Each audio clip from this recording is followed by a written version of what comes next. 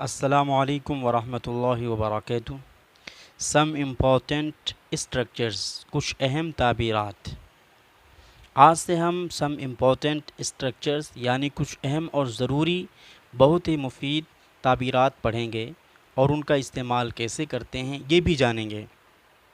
انگریزی لکھنے، پڑھنے اور بولنے کے لیے ان کا جاننا بہت ضروری ہے۔ ان کو مختلف حصوں میں بیان کیا جائے گا۔ یہ پہلا حصہ آپ حضرات کی خدمت میں پیش کیا جا رہا ہے۔ آپ سے گزارش ہے کہ ہر ویڈیو کو اچھے سے دیکھیں اور نیز اگر ممکن ہو تو اپنی کاپی میں بھی لکھ لیں تاکہ آپ کے پاس سب محفوظ ہو جائیں اور آپ آسانی کے ساتھ یاد کر کے استعمال کر سکیں۔ پہلی تعبیر ہے ہارڈلی اسکیئرلی نو سونر، جس کا مطلب ہوتا ہے جو ہی جیسے ہی۔ اس طرح کے جملے بنانے کے لیے دو اسٹرکچرز کی ضرورت پڑتی ہے۔ پہلا اسٹرکچر ہے کہ سب سے پہلے نو سونر کو رکھیں گے، پھر اس کے بعد ہیڈ کو، پھر اس کے بعد سبجیکٹ کو، پھر اس کے بعد ورب کی تھرڈ فارم کو، پھر اس کے بعد آبجیکٹ کو، پھر اس کے بعد دین، پھر سبجیکٹ، پھر اس کے بعد ورب کی تھرڈ فارم نہیں سیکنڈ فارم کا استعمال ہوگا، پھر اس کے بعد آبجیکٹ کو رکھیں گے۔ یہ پہلا اسٹرکچر ہے۔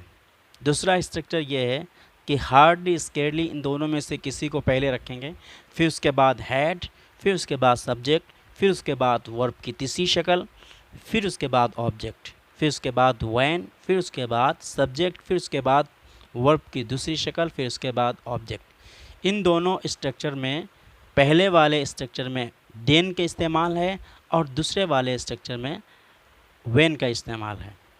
مثال ملاحظہ ہوں: No sooner had the police reached than the thief fled away۔ Police کے پہنچتے ہی چور بھاگ گیا۔ اس طرح کے مفہوم ادا کرنے کے لیے اس طرح کے اسٹرکچر کی ضرورت پڑتی ہے۔ آپ اس کے اوپر اور بھی مثالیں بنا سکتے ہیں۔ دوسری مثال: No sooner had I arrived at the station than the train came۔ جیسے ہی میں اسٹیشن پر پہنچا ویسے ہی ٹرین آ گئی۔ اسی طرح hardly had the doctor reached when the patient died. جو ہی ڈاکٹر پہنچا مریض مر چکا تھا۔ Scarcely had I eaten the fish when I started feeling sick. مچھلی کھاتے ہی مجھے بیماری کا احساس ہونے لگا۔ تو یہ آپ حضرات کی خدمت میں 4 مثالیں پیش کی گئی ہیں۔ آپ اس کے اوپر بہت ساری مثالیں بنا سکتے ہیں جو کہ آپ کی انگریزی بولنے میں مدد کریں گی اور آپ انگریزی فر بولیں گے۔ نوٹ پہلے والے یعنی نو سونر کے ساتھ آپ ورب کی فرسٹ فارم ڈڈ کا بھی استعمال کر سکتے ہیں۔ دوسری تعبیر ہے not to speak of, let alone much less. اس کی تعبیر ہوتی ہے یہ تو یہ وہ بھی۔ جیسے کہ کہا جاتا ہے دشمن تو دشمن دوستوں نے بھی۔ ہم اردو میں کہتے ہیں غیر تو غیر اپنوں نے بھی ساتھ نہیں دیا، یا غیروں کا کیا کہنا اپنوں نے بھی نہیں پوچھا وغیرہ۔ اس طرح کے جملے 3 طرح بنا سکتے ہیں۔ Not to speak of enemies when friends didn't help me. دشمن تو دشمن دوستوں نے بھی میری مدد نہیں کی۔ دوسری مثال let alone the workers even great leaders are dishonest. کارکنوں کو چھوڑو، بڑے بڑے قائدین بھی بے ایمان ہیں۔ آپ اس کے اوپر بہت ساری مثالیں خود بنا سکتے ہیں۔ He doesn't have even a mobile much less a computer. Laptop کیا، اس کے پاس تو ایک موبائل بھی نہیں ہے۔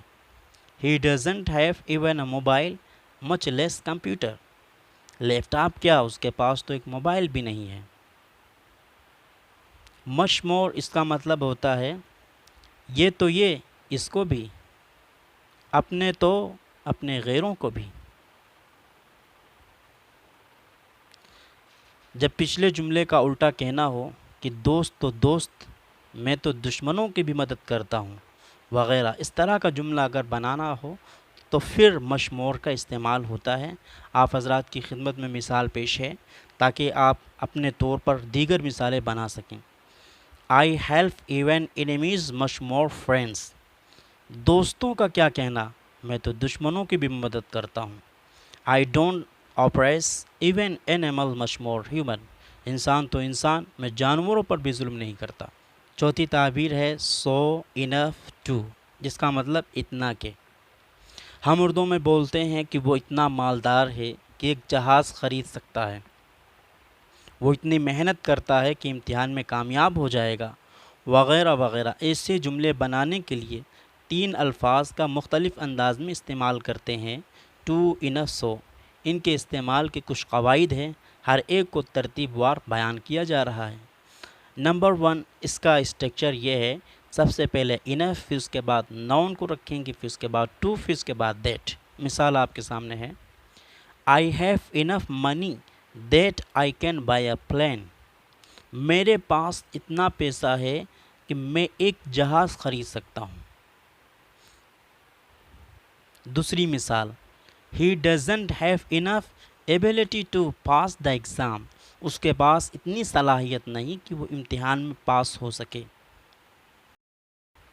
دوسرا اسٹرکچر، سب سے پہلے ایڈورب یا ایجیکٹیو رکھیں گے، پھر اس کے بعد انف کو رکھیں گے، پھر اس کے بعد ٹو، پھر اس کے بعد دیٹ.